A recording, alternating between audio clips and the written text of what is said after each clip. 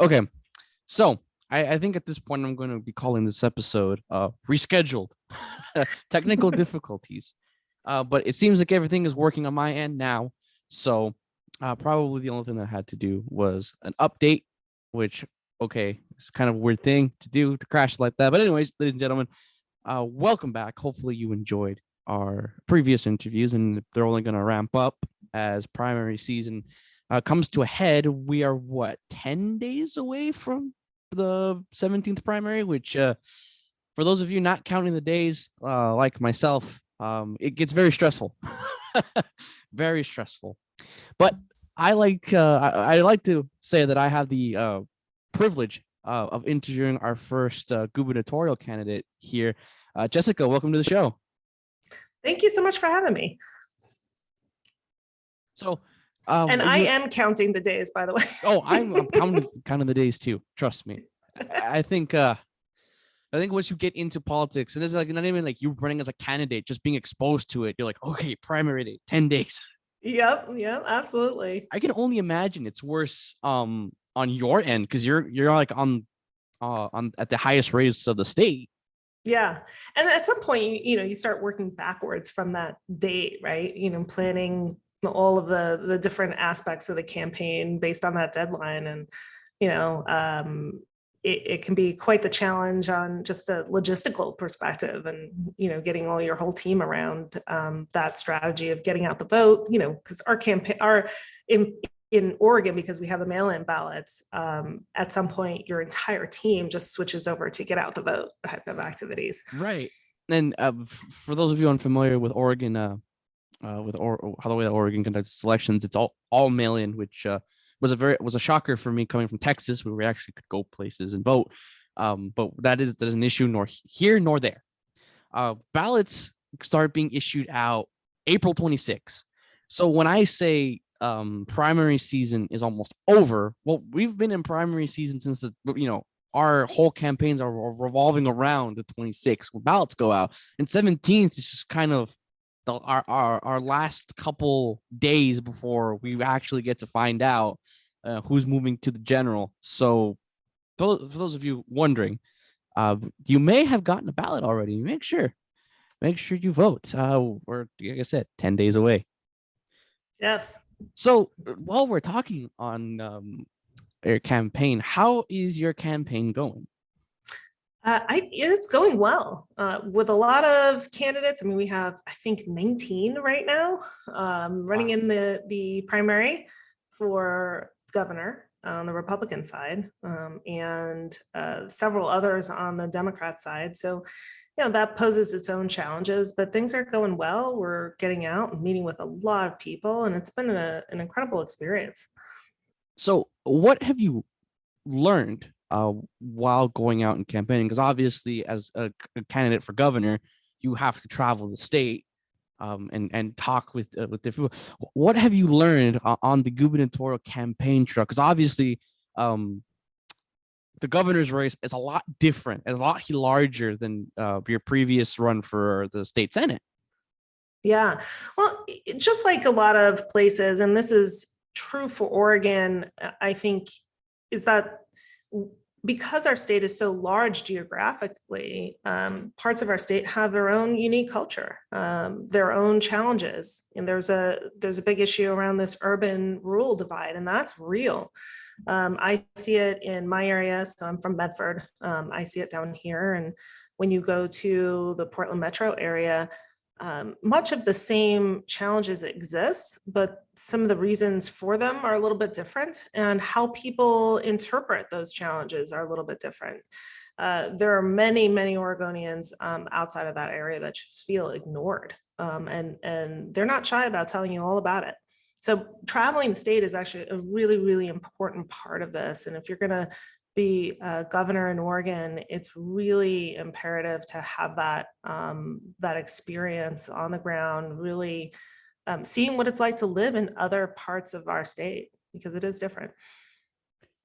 So when you say that there's a big urban rural divide, what do you think, or what have they been telling you is the main reason why they feel ignored? Well, I think some of it is just baked into the cake, right? We have most of our population is in that tri-county area, Portland metro area.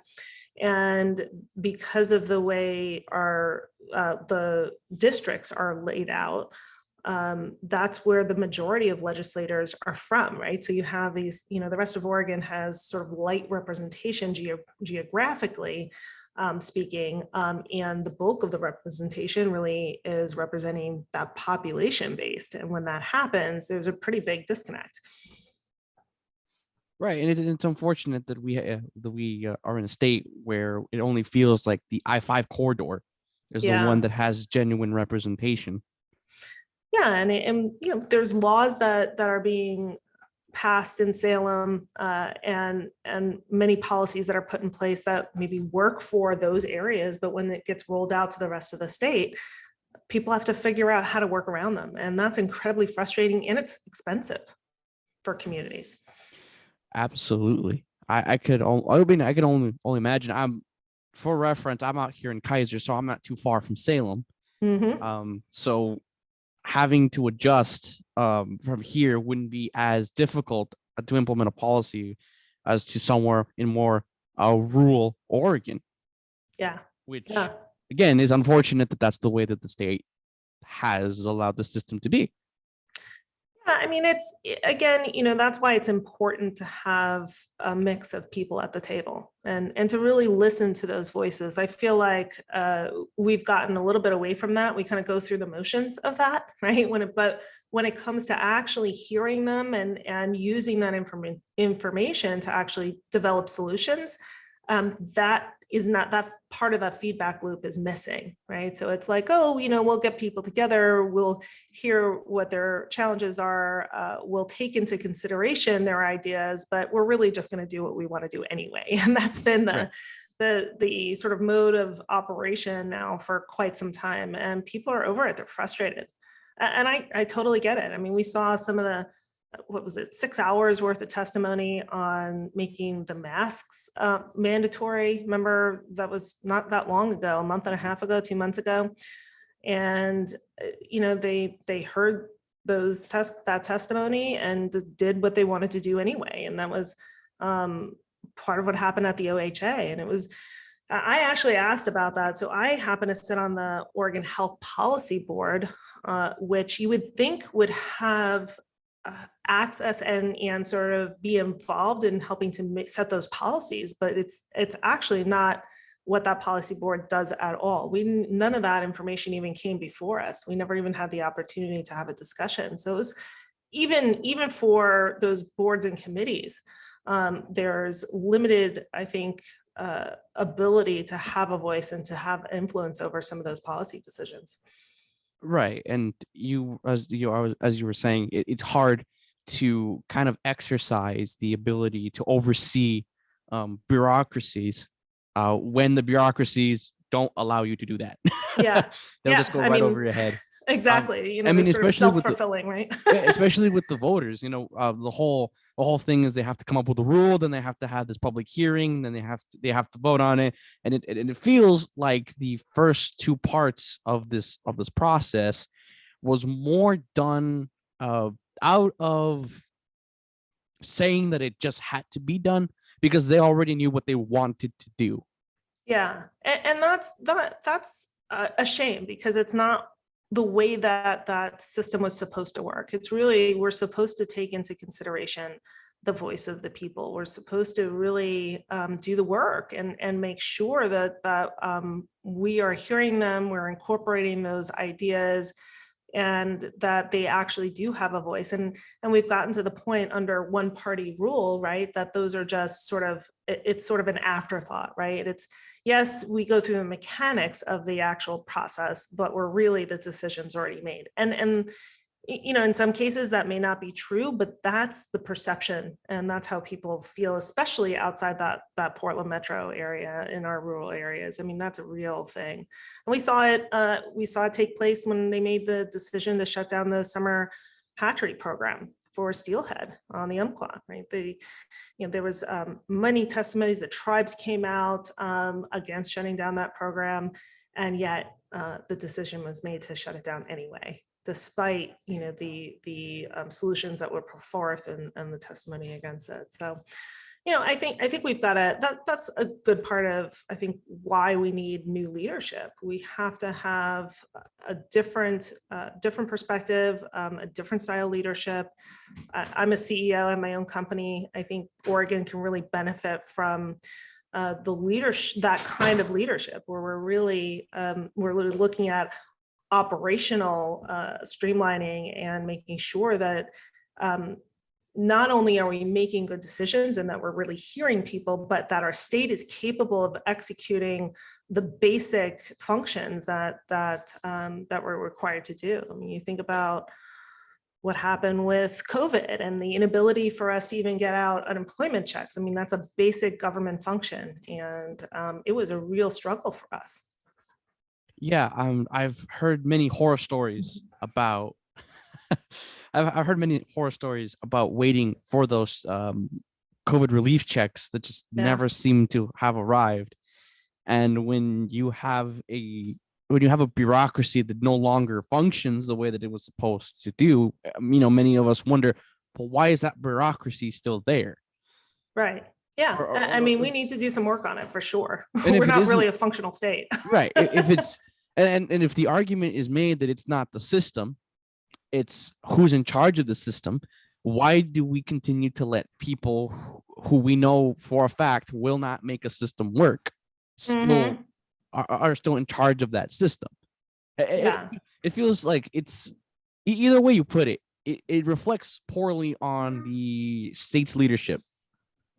Yeah, it does. I absolutely. And I think, that people are tired of it, and it's going to change. I really feel like there's enough momentum, there's enough frustration that if we have the right candidate, we're going to see some big changes during this next election cycle. That's the hope, isn't it? Yeah, it is. It is. Absolutely. So that's a really good start of talking about policy. Now, I was going through your website, and I have a couple of things I want to ask you about your policies.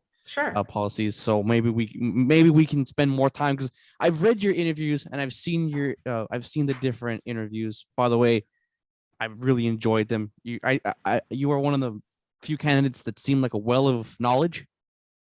Thank you. On topics. So hopefully this discussion will be fruitful. I hope so. The number one topic on voters' minds going into the primary season, homelessness. Now, interviewers and yourself have talked about your experience on the street as a teen and how that really shaped you. And you can tell that story better than I can. It's on your website. But I wanted to ask you, which I don't think anybody has asked you, is what made you decide that your policy response would be modeled similar to elderly care? Yes. So when you look at just the infrastructure that we have for homelessness, and especially when we talk about unsheltered homelessness, there's this big movement towards, we need more shelters, we need more beds. But what happens is you now have these temporary shelters. People go, they check in for a night.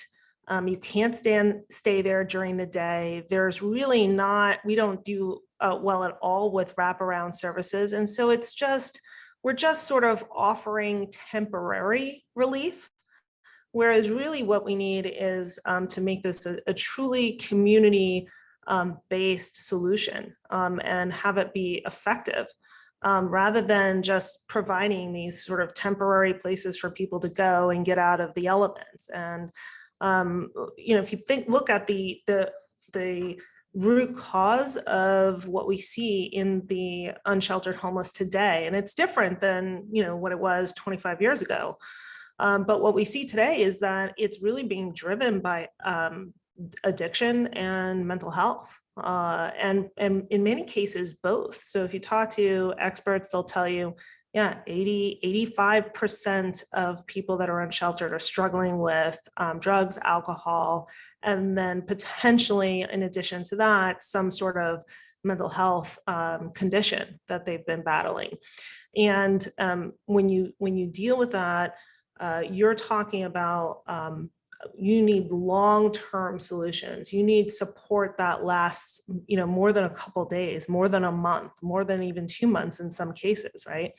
And that's where I think we can really excel as a state. We're spending the money anyway. We've spent millions and millions of dollars just doing basic outreach. You're talking about putting houses and hotels and all of this, all of these resources, but they're not connected in a really meaningful way. Right. And so the easiest sort of model that I could think of that was similar and the easiest to communicate was our elderly care model. And it's very well organized and it's designed to help people at different stages of their condition, whatever that might be. And so in that model, if you adapt it towards supporting and helping people get healthy that are struggling addiction, mental health, and are unsheltered, you really got to start with that most secure level of care, right? And we can leverage our court system and our law enforcement system to help us get people into these long-term rehabilitation programs when they wouldn't otherwise volunteer to do it, right? Because if you're being driven by an addiction and you're struggling with mental health, those people are going to tell you, no, I'm not going there. Hell no. I don't need help. I'm perfectly fine, right? You're the problem. And so they're not healthy enough to really start making good decisions for themselves, and they're carrying out property crimes and all these other things. And it's really making some of our communities really, it's just such a struggle with the garbage and the blight that creates. And so I think if we can help people get healthy, get them into these programs, stabilize them, and then they can start making those decisions for themselves, we're going to have a really great model for success long term. Right. So let's talk about that. So we're going to, for your policy, we would obviously sink the money and resources necessary. So just for context, the state of Oregon paid out $575 million for long-term elderly care. And in 2017, that jumped up 26% to $730 million. Now, I know that the state has the money, for homelessness if we're spending it on other ridiculous programs that we really don't need. Right. So my question to you, I guess, seeing as how this is going to be, like you said, something that isn't going to be resolved in 5 years, in 10 years even, it's a long-term strategy. What programs do you see the state needing to cut back in order to combat the root cause, rather than trim around the bush and hoping the bush doesn't grow back? Yeah, I think every person that's living unsheltered on the street we're paying, $35,000 per person right now, just in the dealing with the auxiliary issues that come with that, right? Cleaning up those streets, dealing with the situation where you've got police officers that are interfacing with this population of people over and over again and not getting anywhere. We're seeing people cycle through our jails and also acute care in the hospitals. So there's a collective cost to that. And so when you start to actually solve the problem, that will allow you to direct funds where they really need to be. So it's not about cutting programs that are effective. It's about making sure that we're using our dollars strategically so that we can actually make long-term improvements. Because right now we're putting a lot of money towards these issues and the problem continues to get worse, which is really, really expensive. Not only that, it's costing Oregonians, they're paying now increased insurance and, these other things that are seemingly maybe unrelated, but really are related.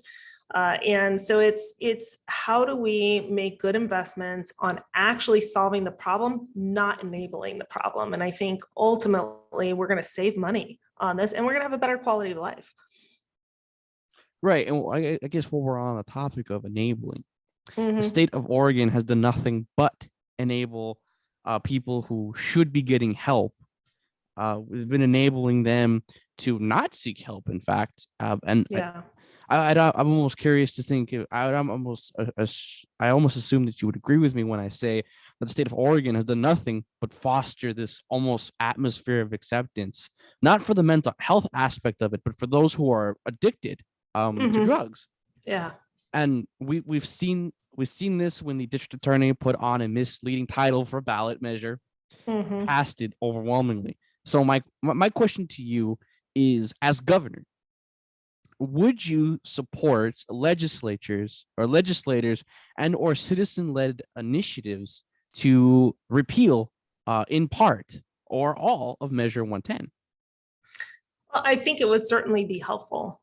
We saw a huge uptick in addiction-related deaths, right? Overdoses. Now we have all of our police officer carrying Narcan, right? So that if they come across somebody who's taken fentanyl or whatever these drugs are, they've got a chance at saving that person. So it's, you've now got harm reduction. That is, that's a buzzword for just making sure that you're giving people the tools so that when they are using, they're not actually killing themselves. Mm-hmm. And to me, that's not solving the problem. That is the opposite of what compassion really is, and what someone really needs to do. And this is the job of leadership in our state. They need to say, look, we care so deeply about you that we are not going to let you destroy yourself like that. You wouldn't let that happen to your sister, your brother, your cousin, or at least we try like hell not to whenever that is an issue in a family. And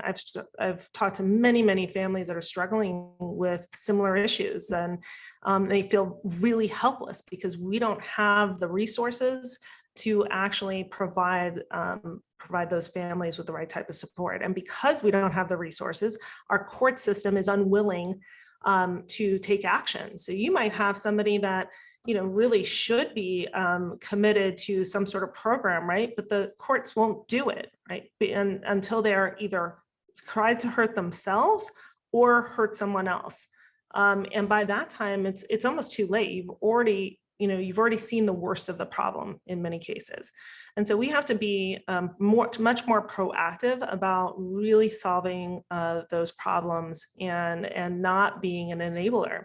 And it's, I look at this and sort of the enabling part, I think, is started out as just sort of a misguided attempt at being compassionate. And now it's become almost more of an industry, right?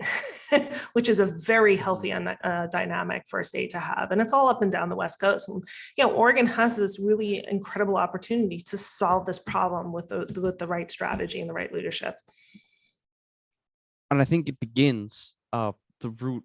I think it begins as when Oregon has a legislature and a Senate that are Republican, because people often mistake the fact that because Oregon is a blue state, that the Democrats have a majority in both chambers, when in reality their majority is razor thin in both chambers. Certainly a split Senate and a split House exactly would be an incredible benefit to all Oregonians. And if we had that, we would be required to have that conversation and actually develop solutions that are balanced. Right. And it begins with us having that discussion with the other side about the harm of ballot measure 110. And if gridlock continues to occur, I say, we leave it to the people. Obviously absolutely. they're the ones that have been dealing with it, and let these legislatures who are dead set on this kind of mindset don't necessarily see it. And I believe that that's a huge disconnect in some aspects of our legislature, and this is one of those issues.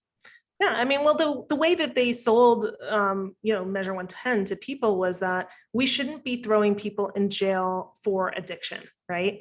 And I agree, but the problem is we don't have any place for them to go. So not only can we not use our court system now they're just allowed to become more and more severe, and the problem continues to get worse as we are not properly funding law enforcement, making sure that we're working on retention for officers, making sure that they have the right tools to actually work with people in that population, and that they have the proper training, and so you add all of these things up, and it actually makes our problem worse, not better. Right. But that is exactly where it begins. Come general election 2022, Yep. going forward, we need to have that discussion. Well, not only do we have to have that worse. discussion, we actually have to get off our asses and start doing something about it. Yeah, we haven't absolutely. done that. But it starts it starts with the offering of the olive branch to the other side. And a lot of these Democrats will look at, and I've seen this before, I've talked to many of my Democratic colleagues, they've seen what the new Democratic Party has become, and they've kind of find themselves, in the middle, not totally Democrat, but not totally Republican. And that, I think, in the legislature is exactly where we can start getting these allies to get away from Democrats who subscribe to the Portland ideology or the Eugene ideology. But we should start there. And I guess while we're on the topic of drug addiction and mental health, I had a question that I don't think a lot of people ask a lot, and I think I understand why. Yeah. But as governor, would you support policy that would increase and improve the efficiency of the programs that we have in the state hospital? Yeah, absolutely. I think we need policies that help to hold people accountable. So it's not necessarily how many people did you serve. I want to know what the outcome was. How effective are we actually being as a state? How do we measure these programs? And I think what we don't see is, and what we don't have access to in many cases, is longitudinal data. This is data that follows the person over time. So if a person has access for accesses like, 3 out of 10 available public programs to them, are they actually improving? Do they have more opportunity? Are they actually getting the training or the work experience that they need in order to be successful? Or are they just going through the motions to get access to those safety net dollars, right? And I think that's a really important thing to measure. And right now, it's very, very difficult. We don't share data across different agencies. There's a lot of bureaucracy that's in the way. And it's very difficult to tell why programs are not as effective as they should be. And we've got to be able to dig into that. And that takes right people leading those agencies that are collaborative, that are willing to think outside the box and willing to adapt models that are working in other states. Right. And as we start to wind down here, I have a question here for you from the education part of your website. So in your the education part of your website, you say that Oregonians who have to take remedial courses at an Oregon college should have those remedial classes provided to them by the college, or at least by the state. And I wanted to ask you, what made you come up with this? Well, look, if we've got a kid that goes through high school and is allowed to graduate, let's say they go 3 out of the 4 years, and they're graduating and they're not making the basic sort of threshold for community college, I'm sorry, that's a failure of that system. And we should hold that system accountable. And it's, you look at graduation rates, you look at preparedness, there's a lot that we can do to help our kids be globally competitive. And I think, I'm talking basic division, multiplication, basic math that kids are graduating and they're really not capable of doing. That's why they're forced to take remedial classes in college. And now we have the Higher Education Coordinating Commission communicating to our public university system that, now it falls on the universities to provide that extra support. Which is expensive. So it's not even that the universities are saying, no, we don't want to do it. Of course we want to do it. The problem is that it's more expensive for those students, since now they're paying for a course so that they can actually move on and actually start working on their degree. They're not even getting credit for those courses.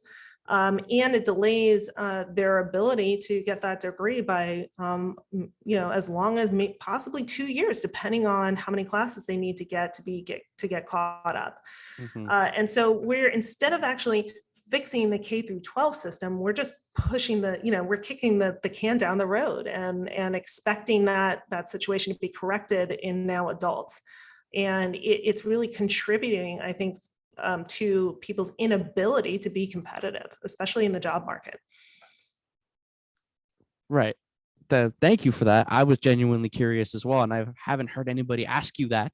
Yeah. So I take pride in being very unique in an interview.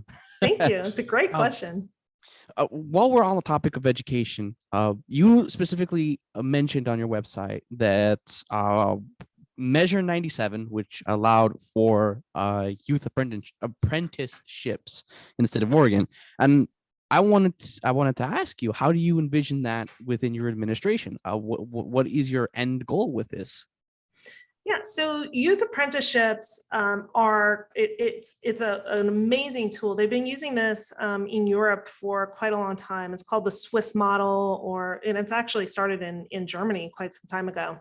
And what they do is they align classes to that student's area of interest, and in the 11th grade they actually start working, and the work that they're doing, it actually is they're earning high school credit for that work. And so then their classes are aligned, and they actually go senior year, they start working a little bit more. And the hope is that when they graduate, they've got a clear career path and they have work experience and real world skills. And in addition to that, it keeps them engaged in school. Whereas, if you're 16, 17, you're struggling at home, you come from, let's say, a lower income family that is barely able to afford the basics books, you're not, your sort of your prospects of graduating from, an Ivy League school is like nil. That can be really demotivating. And the best way we can keep those students engaged is showing them a path to prosperity and helping them to develop those skills. And it's highly, highly effective. I mean, they're doing this in Wisconsin and North Carolina. They have over half of all of the youth apprentices in the United States is in those two states, and their workforce system is doing really well. They're also developing this in Colorado. And it used to be where we look at apprenticeships as just primarily trades, electrical, automotive, those types of career paths. But this can be for engineering, it can be for architecture, it can be for the medical field, banking. We now have the ability to be very creative and engaging with these programs. Thank you for that. Again, just very genuinely curious. I don't get a lot of candidates to talk about that. And so, like I said, you are a well of knowledge when it Thank comes you. to the topics, and so I appreciate the in-depth answer. Yeah. One last thing here before we end things off here. While we're looking at the May 17th primary, why do you believe that you are the one who could not only take the primary but will defeat Tina Kotek in the primary? I mean, in the general. Yeah, I think at this point, Tina Kotek will be a formidable candidate, but I think, as in the general election, we see the results of that kind of leadership. She's been in leadership for quite some time. And so there's a lot to point to where we need change. I think that what makes me unique is I think I have the best policies out of all of the candidates. I've spent a lot of time looking through these policies over the years and developing them. I've served on a lot of boards and commissions and worked actively on putting these policy concepts together. So they're really well developed and ready to execute. I've got the business background and the leadership skills to do well. My company, we make microchips. And if you look at a lot of the job opportunities in Oregon is tied to the semiconductor industry. And so my company is part of that industry. It's, semiconductors are responsible for $11 billion in exports. and over 43,000 jobs in our states. And we have not done the work of really nurturing that industry or the auxiliary industries that helps to support it. And I'm talking about everything from people doing construction in that industry to the machine shops that support that industry, and a lot of other really great paying jobs in our state. And we have an opportunity in Oregon to recapture some of that manufacturing as it's coming back to the US. And I don't see any of our other candidates really talking about this. They're very concerned about social issues, and yes, those are important. But we've got an opportunity here to be at the forefront of that movement and help to onshore those jobs and capture that part of the economy. Use our public university system to really help implement our economic development strategy, and that's going to positively impact rural Oregon as well as our urban centers, and will set us up for a really prosperous future. Well, Jessica, I appreciate the conversation. I'm always happy to sit down and talk policy once you've gone through the primary. And I know it's going to be a lot harder to contact you as governor, but the hope I'll be around. The hope is that I can still get with you and talk policy. Absolutely, anytime. Well, again, thank you for getting back to me on this, ladies and gentlemen. If you haven't voted yet, you have a candidate right here, and all I'm saying is you've heard everything, and I believe that Jessica is one of the candidates with the more substantive issues at hand here. Though I don't really, though social issues are important, as you said. You have to get, when fixing the state or fixing bad leadership, you got to get to the root of the problem. Yeah. And I believe that you are the one to do that. So thank you so much. I'm rooting for you. Yes. Good luck on your primary race, and we'll definitely get back right after the primary. Excellent. Thanks for having me on. Right. I really appreciate it. Thanks for coming on.